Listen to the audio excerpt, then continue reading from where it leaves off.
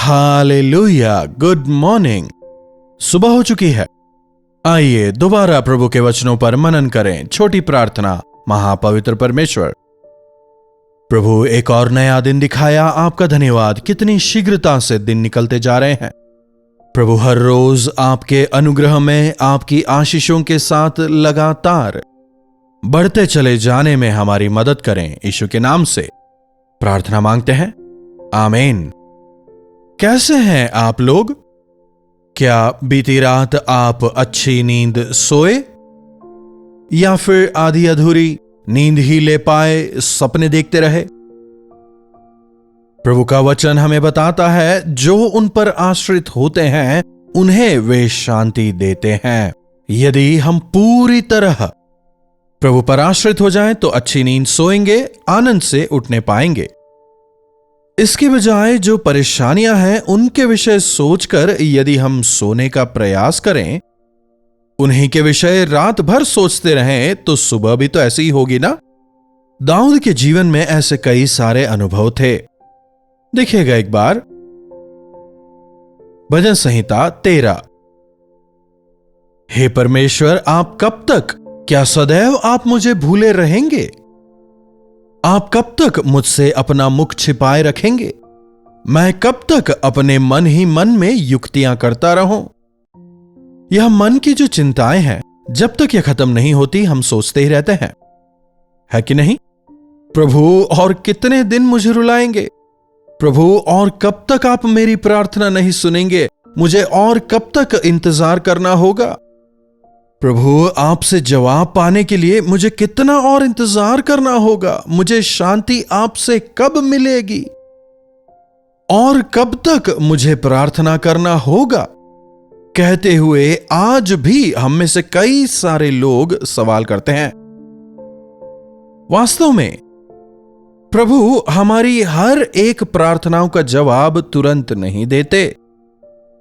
जी हां, कुछ एक प्रार्थनाओं का जवाब तुरंत मिलता है, कुछ के लिए इंतजार करो कहते हैं, कुछ एक के लिए नहीं कहते हैं।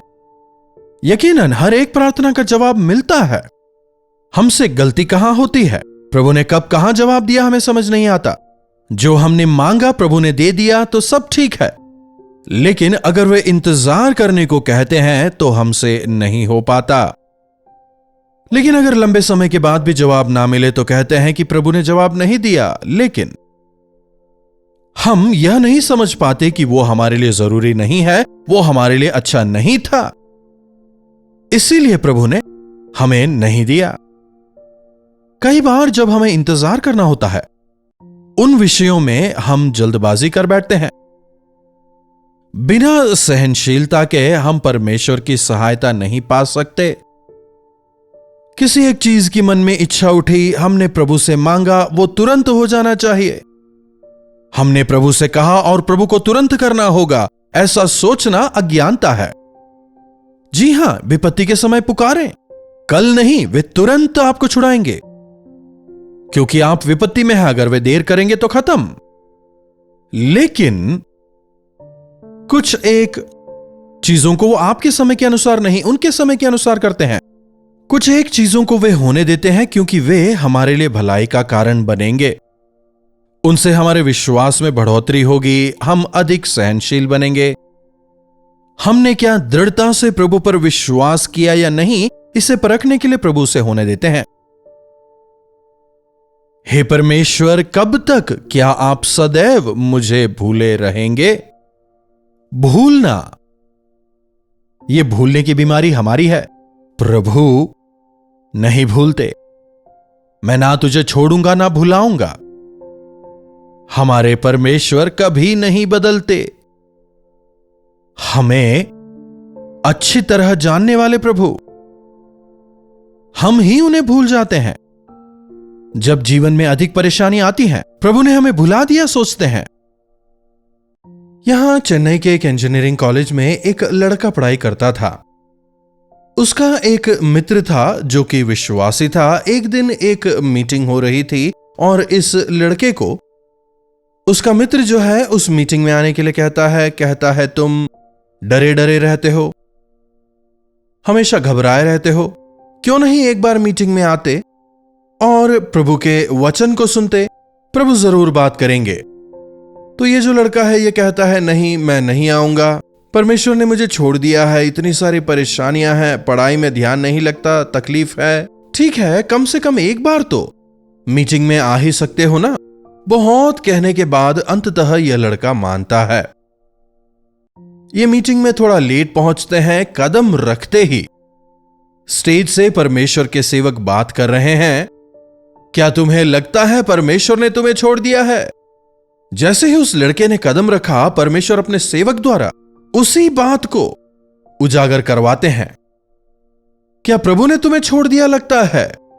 प्रभु ने तुम्हें नहीं छोड़ा, तुमने ही प्रभु को छोड़ दिया है। यस, आज कई सारे लोग यही सोचते हैं, प्रभु ने हमें भुला दिया है, हमें छोड़ दिया है। उन्होंने आपको नहीं छोड़ा, वे आपको भूले नहीं हैं। प्रभु आपको जानते हैं, वे आपके साथ ही हैं, अपने हाथों को फैलाकर आपको बुला रहे हैं।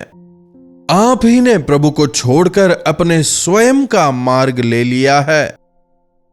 आपको जो चाहिए उसे ढूंढते हुए आप संसार में निकल गए। प्रभु आपको ढूंढते हुए आपके पीछे आ रहे हैं। अगर आप उनसे मिलना चाहते हैं, आपको घूमना होगा। U turn, turn back. Repentance का मतलब क्या है जानते हैं? टर्न बैक, पश्चाताप करना है। मैं जिस मार्ग में गया वो गलत था, मुझे क्षमा करें कहकर जब आप पश्चाताप करते हैं, आप प्रभु के प्रेम को पाएंगे। उनके पंखों तले आप सुरक्षा पाएंगे। जब बूढ़ा पुत्र वापस आता है, उसका पिता क्या करता है?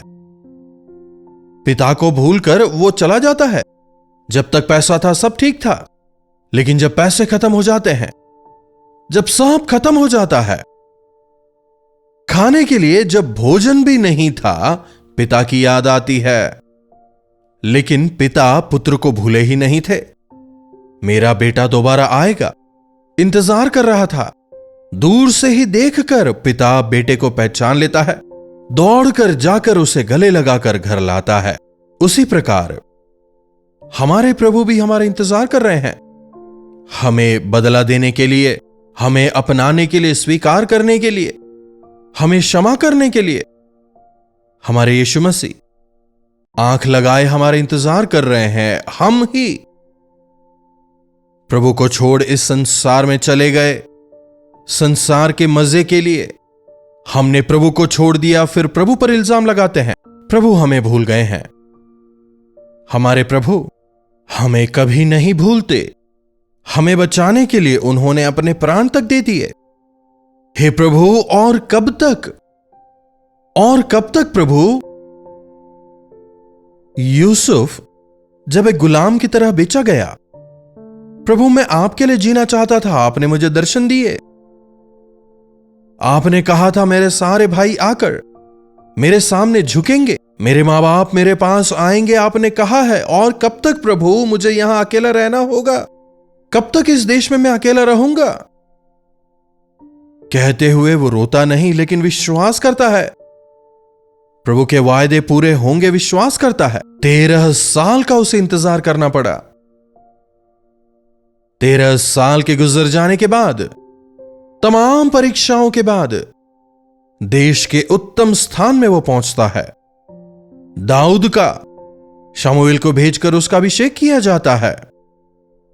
प्रभु और कितने दिन ये शत्रु, ये लड़ाई, ये झगड़े, जान को हथेली में रखकर मुझे कब तक दौड़ना होगा? कई बार उसने यह महसूस किया है कि नहीं? 13 साल, 17 साल के आसपास राजा के लिए उसका अभिषेक हुआ था, लेकिन इस्राएल की गद्दी पर राजा होकर वो 30 साल की उम्र में बैठता है। तब तक इंतजार करना पड़ा, तब तक कोई भी उसके साथ में नहीं रहा। इधर उधर उसे भागते रहना पड़ा, तमाम समस्याओं का सामना करना पड़ा। लेकिन अंततः प्रभु का वचन विजयी हुआ। अब्राहम से परमेश्वर कहते हैं, आकाश के तारों के समान समुद्र के रेत के समान मैं तेरी संतानों को बढ़ाऊंगा। प्रभु कब तक, हे प्रभु कब तक? करीब करीब 25-30 साल लगे, लेकिन वायदा पूरा हुआ। इंतजार करने वाले नुकसान नहीं उठाते। यहोवा की बांट जोहने वाले कभी धोखा नहीं खाते, नया बल प्राप्त करते हैं। हे परमेश्वर, और कब तक आप मुझे भूले रहेंगे? मैं कब तक मन ही मन युक्तियां करता रहूं? मैं कब तक दिन भर यूं ही दुखी रहूं? कब तक मेरे शत्रु मुझ पर प्रबल होते रहेंगे? मेरे साथ वाले आगे निकल गए, हम यहीं रह गए। कई लोग ऐसा सोचते हैं। मैंने प्रार्थना की, नौकरी मुझे नहीं मिली, लेकिन दूसरे को मिल गई। आप पर विश्वास करने वाले, मुझे प्रमोशन नहीं मिला, लेकिन मेरे मित्र को मिल गया। है कि नहीं? कब से हम हमारे संतान के विवाह के लिए प्रार्थना कर रहे हैं, लेकिन विवाह हो ही नहीं रहा। हमारे आस पड़ोस के तमाम बच्चों के विवाह हो गए, और कब तक इंतजार करना होगा प्रभु? यकीनन सही समय पर प्रभु आपकी प्रार्थनाओं का जवाब देंगे, अपनी योजनाओं को आपके जीवन में पूरा करेंगे। इसी भजन में और कब तक पूछने वाला दाऊद अंत में आते आते क्या कह रहा है? देखिए 5वीं आयत। परंतु मैंने तो आपकी करुणा पर भरोसा रखा है, मैंने तो आपकी करुणा पर भरोसा रखा है। करुणामय परमेश्वर मेरे साथ अन्याय नहीं होने देंगे। भले ही मैं इसके योग्य ना हूं, भले ही मैं काबिल ना हूं, भले ही मुझ में मांगने का अधिकार ना हो, केवल अपनी करुणा की वजह से मेरे प्रभु मुझे जवाब देंगे, ऐसा विश्वास मुझ में है। मैंने तो आपकी करुणा पर भरोसा रखा है। मेरा हृदय आपके उद्धार से मगन होगा। मेरा हृदय आप में मगन है, आनंदित है। मैं अपने परमेश्वर का भजन गाऊंगा, क्योंकि उन्होंने मेरी भलाई की है। यहोवा ने मुझे भुला दिया है, उन्होंने अपना मुख मुझसे छुपा लिया है, कहकर प्रार्थना की शुरुआत करने वाला अंत के आते आते यहोवा ने मेरी भलाई की है कह रहा है। शुरुआत में नकारात्मकता है, लेकिन अंत सकारात्मक है। जब हम हमारी परेशानियों को, तकलीफों को, बीमारियों को, तमाम चीजों को प्रभु के सामने रखते हैं, हमेशा याद रखें, प्रार्थना में जो कुछ तुमने मांगा, विश्वास करो कि वह तुम्हारे लिए हो गया तो वह हो जाएगा।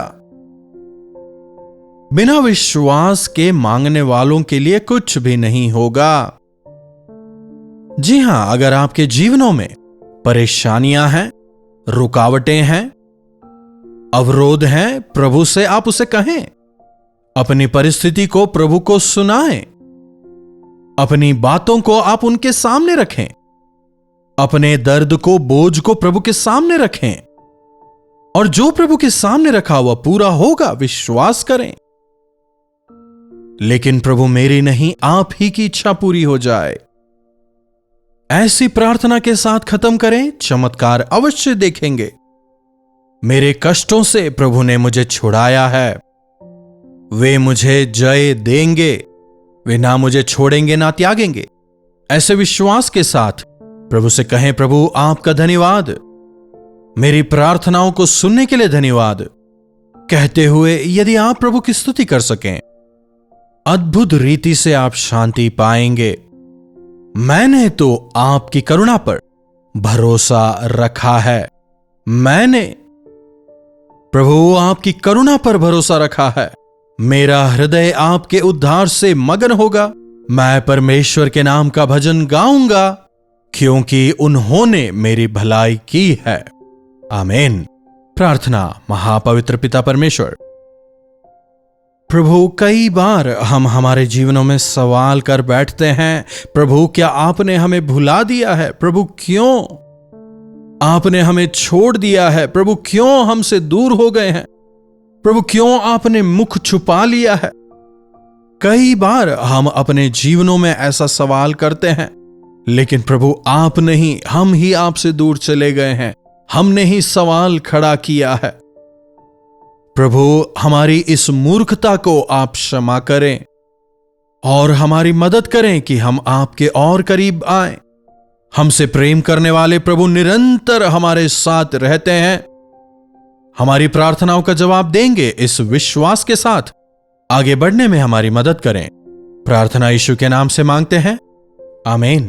अब हमारे पिता परमेश्वर का प्रेम, प्रभु यीशु मसीह का अनुग्रह, पवित्र आत्मा की संगति और सहभागिता हमें से प्रत्येक के साथ आज, कल और सर्वदा बनी रहे। आमीन। प्रभु की महिमा हो।